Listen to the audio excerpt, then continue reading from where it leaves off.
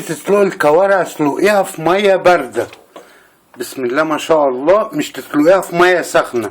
كل ما الميه بتسخن كل ما الكوارع بتبدا تستوي شويه بشويه، تمام، ومش تعمل معاكي ريم معاكي.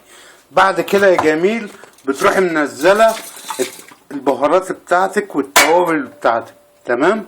حبيت بس اقول لكم المعلومه دي. الميه كل ما بتسخن كل ما بتسخن الكوارع بتستوي شويه بشويه.